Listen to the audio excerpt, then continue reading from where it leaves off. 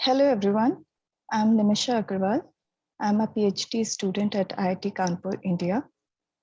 Professor Amey Karkare is the co-author of this paper and is also my PhD advisor, and he is attending the conference in person. So I'll be giving the presentation on our paper, LEGenT, Localizing Errors and Generating Test Cases for CS1. So CS1 is an introductory programming course, and LEGenT is the tool that can generate personalized test cases that can be given as a feedback to a student for an incorrect programming submission. So let's understand this through an example. Suppose the problem statement given to the student is to write a program to reverse a positive integer. And this is one of the submission given by a student. So as you can see here that the student has made an error over here and he has considered both the positive and negative ranges. But this program will clearly not work for the negative numbers and will produce wrong output. So LEGenT can generate a test case, a negative input that can be given as a feedback to the student to understand this error.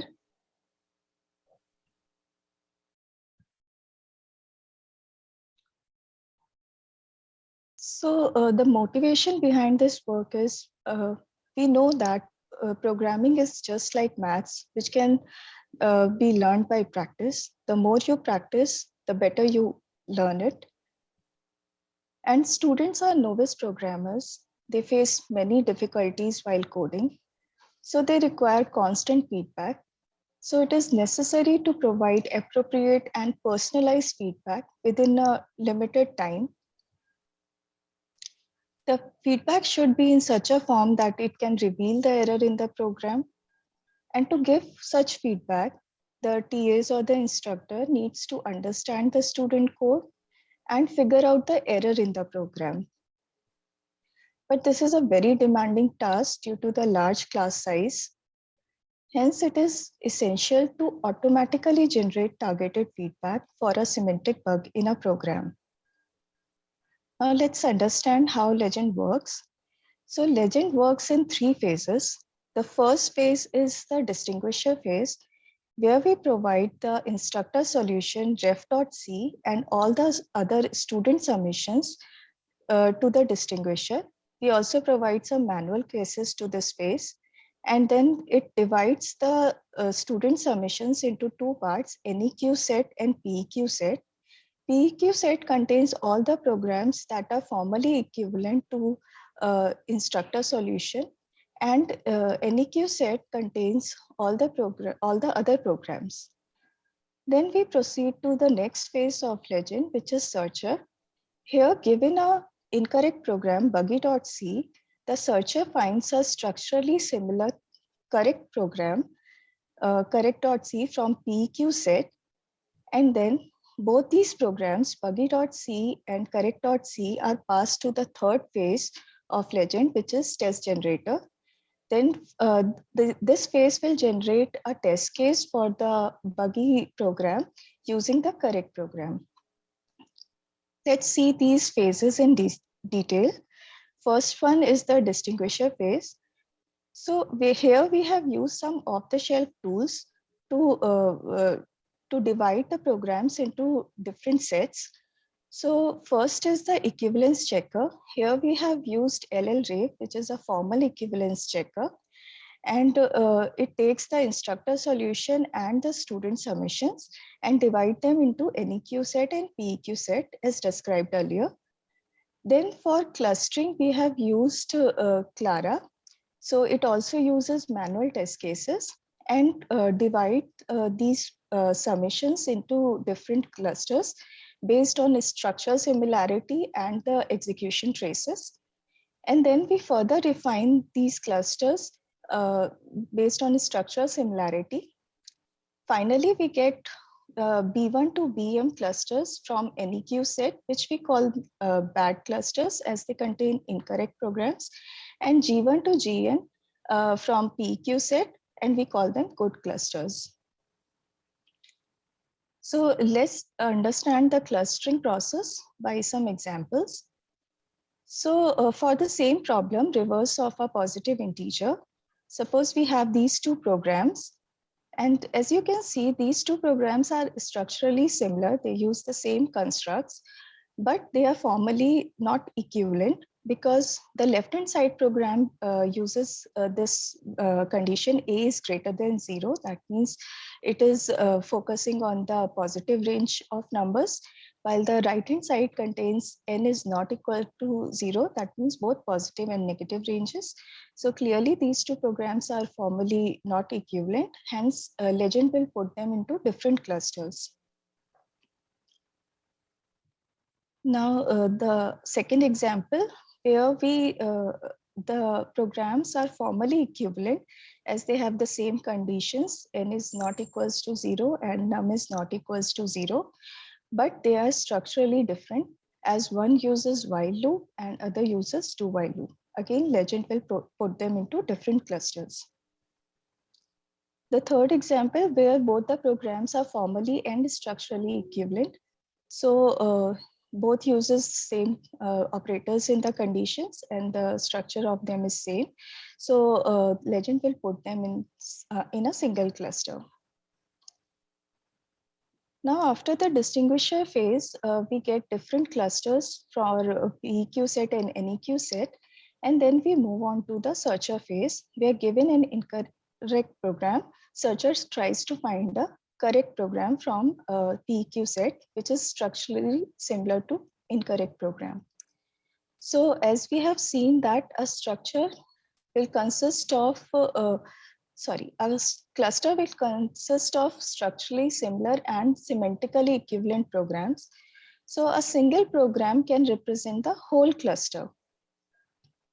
So now we pick up a representative program from a bad cluster PB, and searcher finds a structurally similar program PG from a good cluster.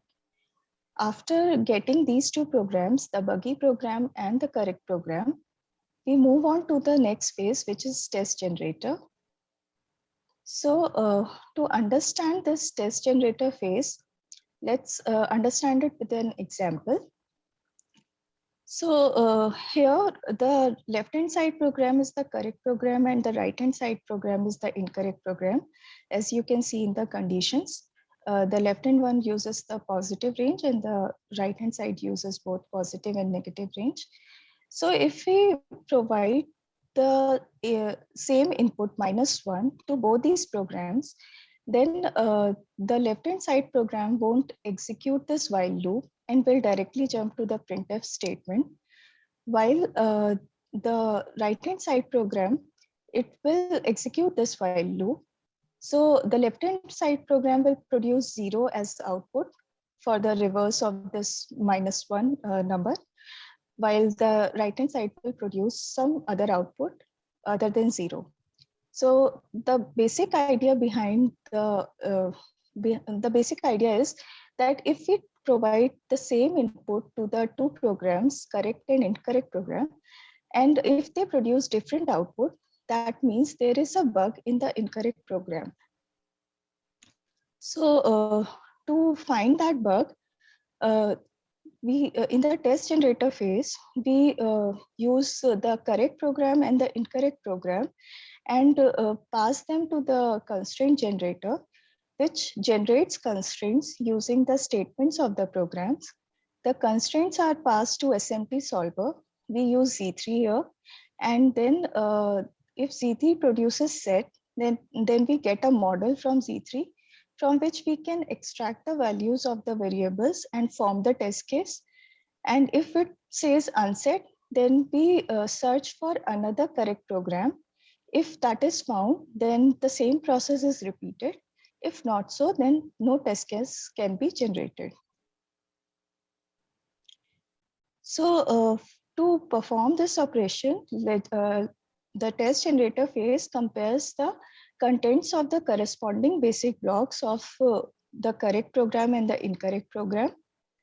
It also finds the mapping between the variables of the correct and incorrect program, as the variables in the two programs could be different.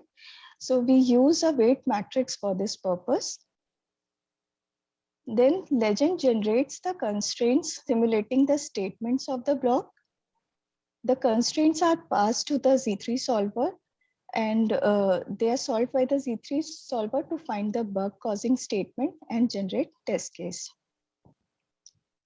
Now the programs can also contain function calls which are required to be handled differently.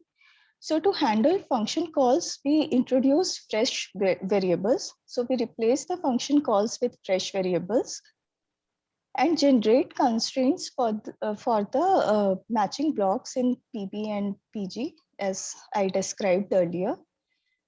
If Z3 produces set, that means there is a bug in any of the other statement in the block other than the function call statement.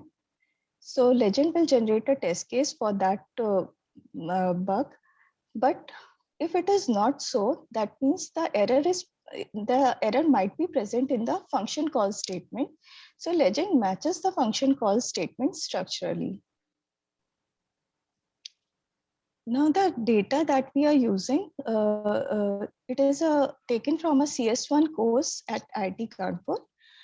And this course consists of weekly lab sessions of 3 hours. In each lab session, the students are given one assignment, which consists of 2 to 3 programming problems. And we have evaluated LEGenT on 11 programming problems. So I have given a concise table over here. So here we had a total of more than 26,000 submissions, student submissions, and it was divided into two sets, PEQ set and NEQ set. LEGenT was able to classify more than 2,700 programs in the PEQ set, forming 393 clusters, and more than 23,000 programs in NEQ set, forming more than 3,600 clusters. As we can see that the number of clusters for the correct programs is very less, only 393, but still LEGenT was able to generate around 228 test cases and was able to handle around 7,700 programs. So let's see some interesting cases. So first example is the count triangles, where we have 320 correct programs and more than 2,500 incorrect programs. The correct programs formed only 13 clusters, and still LEGenT was able to handle around 1,500 programs, generating 43 test cases. And in some cases, the clusters are even few. Here we only have 16 correct programs forming 3 clusters, but LEGenT was still able to generate 131, was able to handle 131 programs generated 33 test cases. For some cases, LEGenT was not able to perform well. Like here in the second largest problem, we only had one correct solution, which is the instructor solution. So LEGenT could only handle 5 programs and generated only 1 test case. So now the research question that we have answered: how does the number of correct programs affect the performance of LEGenT? So to understand the effect of correct programs, we have created a incremental set of correct programs such that first we have taken into account 10% of the correct programs and checked how many test cases are generated and how many incorrect programs are handled by LEGenT. Then into this 10% set, we added more 10% of the correct programs to form a 20% set and repeated the process. We keep on repeating the process until we reach the 100% mark. So as you can see here, at around 70%, the curves has almost stabilizes, because Uh, all the different constructs of correct programs have been added, and after 70%, there are very few different constructs, different structural constructs that are required to be added.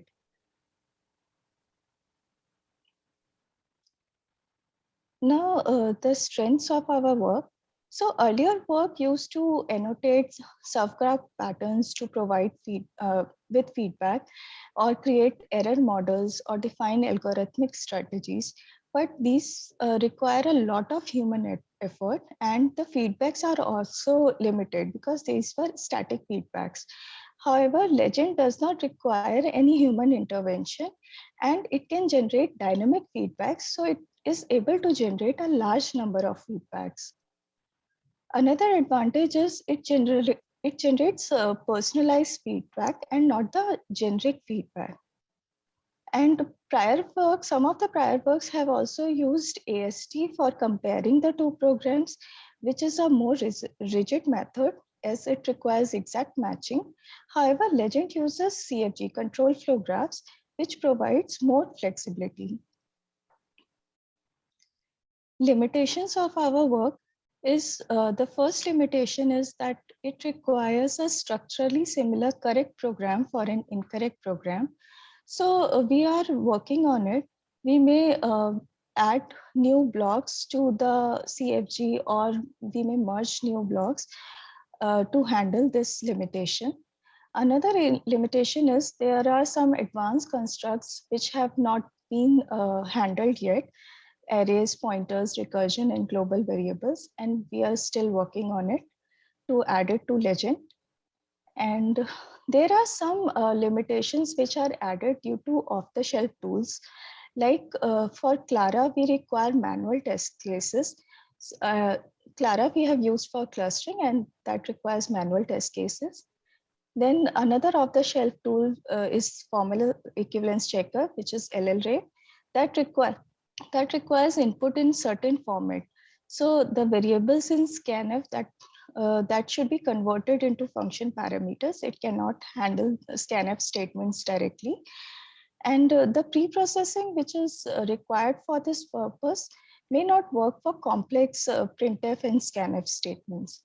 But these limitations can easily be handled because we can replace these off-the-shelf tools with another equivalent tools.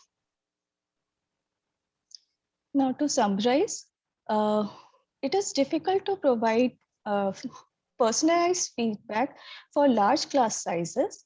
So we have presented LEGenT that can provide personalized test cases to identify the bugs.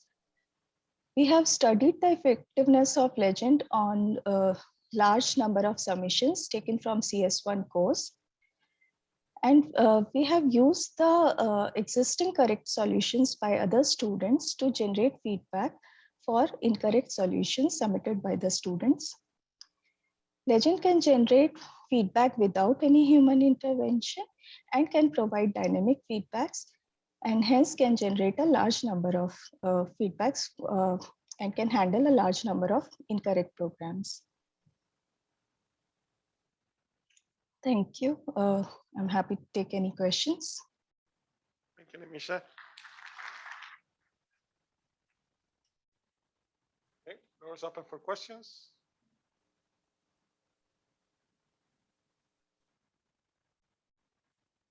Hi. So you have a couple slides that describe your process, and it says things on the slides like discriminator and clustering. And I do a lot of data science, and I would love to know which discrimination or algorithms and clustering algorithms you used, because that seems like it would have great insight into what I should use in my work. For clustering, we have used an off-the-shelf tool which is called Clara. And sorry, what was the other question? There was a discriminator earlier. Yeah, so sorry. Yeah, so in Distinguisher, we have used two off-the-shelf tools. One is equivalence checker. That is a formal equivalence checker, and that we have used LLRay for this purpose. So we have used an off-the-shelf tool for this purpose. This is not developed by us. And the other tool, that is clustering, for this we have used Clara, and this is also an off-the-shelf tool. Okay. Thank you. Hi, Craig Zillis, University of Illinois. Can you go to your previous slide? This 'Cause one? I think there's something that I don't understand. So you're using manual test cases to distinguish the NEQ set from the PEQ set. And the Yeah. whole goal of this process is to give back the students a test case that is incorrect on their input, but is correct on other inputs. Why can't you just use the failing test case that you use to distinguish the NEQ set entry from, like, it must have failed a test case to be put into the NEQ set. Why can't we just Yeah. return that test case to the student? Yeah, so actually we don't want to use these manual test cases. These manual test cases are being used by this off-the-shelf tool, Clara, that we are using. So if we replace, so our future goal is to replace this tool, Clara, with some other tool that won't require the manual test cases and will be able to cluster the programs. So LEGenT inherently don't use the manual test cases to check the correctness of the programs, but it is just used by the clustering tool. I guess Uh, I'm still missing, if we had manual test cases and mhm, one of them failed, could we just return mhm. that test case to the student and not need LEGenT? So yeah, so it is very difficult to design manual test cases as it is possible that you might miss certain corner cases. So our goal is not to use the manual test cases. And here, as I said, that we have only used manual test cases for the clustering purpose, as it is used by this tool, Clara. And LEGenT does not require these manual test cases for its working. So if we replace Clara with any other tool that does not require manual test cases, we won't so this manual test cases will go away from this place. Okay. So my experience in my CS1 class is that I often write test case generators. So I write a program that'll generate lots of random test cases for testing Mhm, students' code. Is there mhm. an advantage, if I'm in a situation where I can easily write such a thing, is there an advantage to your tool versus just picking a failing test case from that generator? So again, if you're generating random test cases, then it is possible that you might not cover all the parts in the program because they are random test cases. So, and it is very difficult to find, it is very difficult to generate test cases that can cover all the program paths. So our approach is in a way beneficial because we don't have to focus on all the program paths, but we can compare the two programs, the correct program and the incorrect program, and just find the difference between them. Great. Thank you. Thanks. There is a question on Zoom. Can you just unmute yourself and get the question? Yes, actually, I have a question which has two parts. So I'm guessing a restriction should be also that your programs have to be fully deterministic. Like it doesn't seem that this mechanism can work with elements that have randomness. Like for instance, if you have any random generator, then I can see how this can work.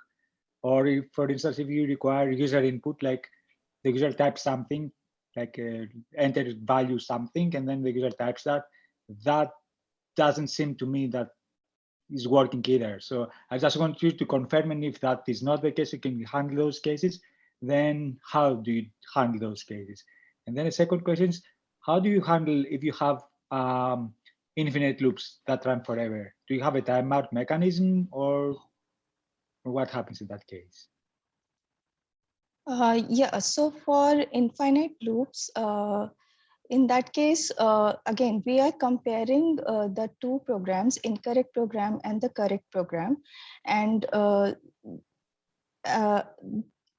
So our tool will be able to detect the difference between the two programs, and hence it will be able to detect infinite loops as well. And I said sorry, the infinite other, loops. sorry, Excuse me, I said infinite loops, something that runs forever. Like if you have a while yeah, true.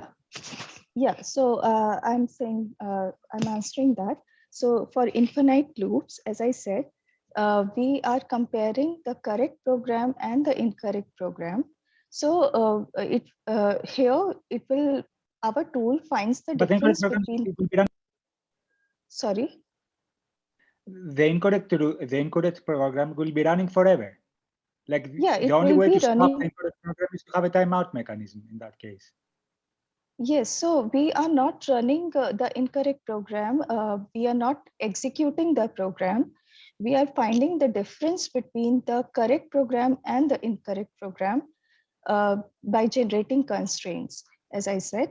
So here we will be able to generate constraints using the statements of the programs, and then we will be able to find the difference between the between the two program statements.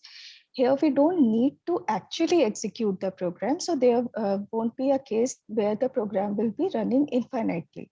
So if there is an infinite loop present in the program, then we will be able to detect that by finding the difference between the correct program and the incorrect program. I see. Mhm.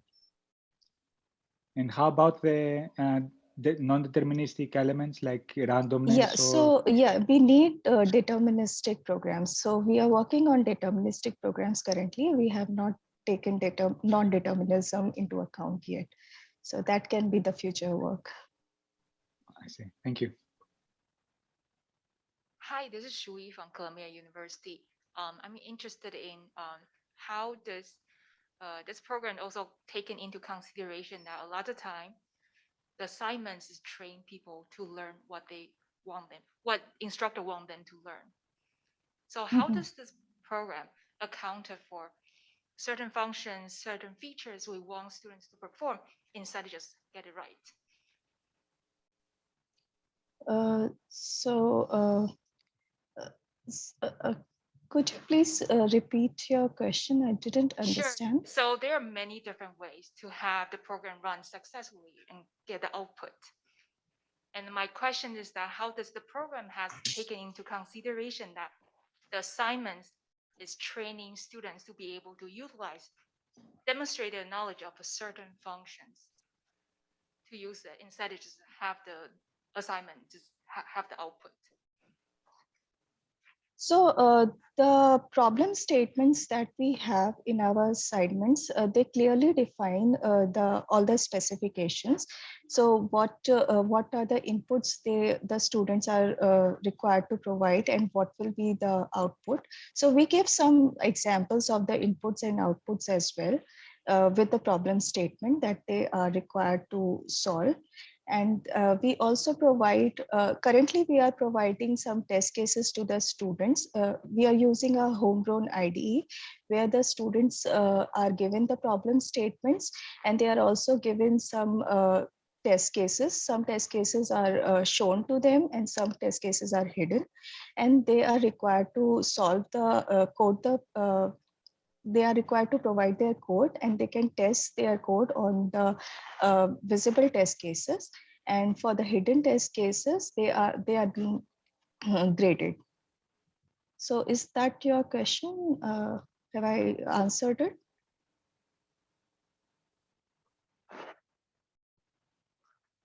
Hello, this is Mon from CMU, and I want to ask that you say so this model is based on students' data, right? Their programming cases, the program they submitted.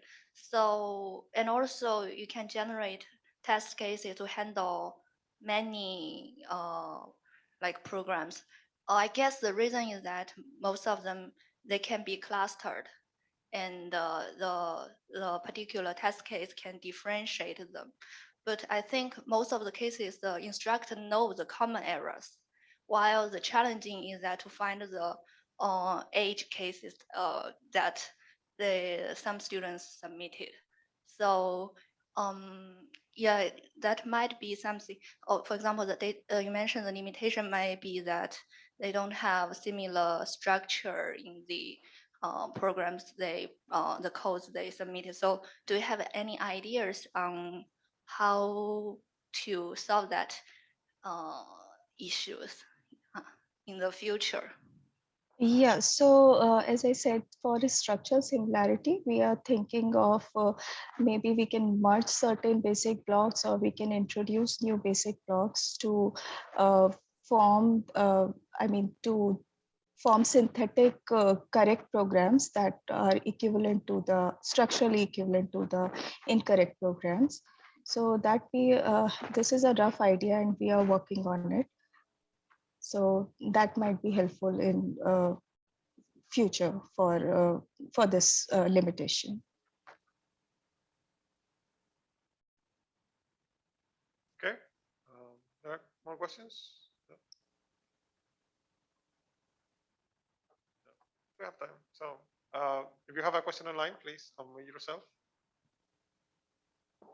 So I have a quick question. When you say that you build a system that does not have human intervention, I was just wondering if it would be interesting to consider like a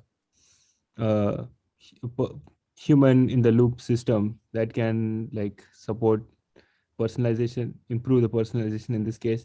Like maybe there could be some instructor level influence on based on how the program matches often or doesn't match often, and like kind of changing the test cases based on that.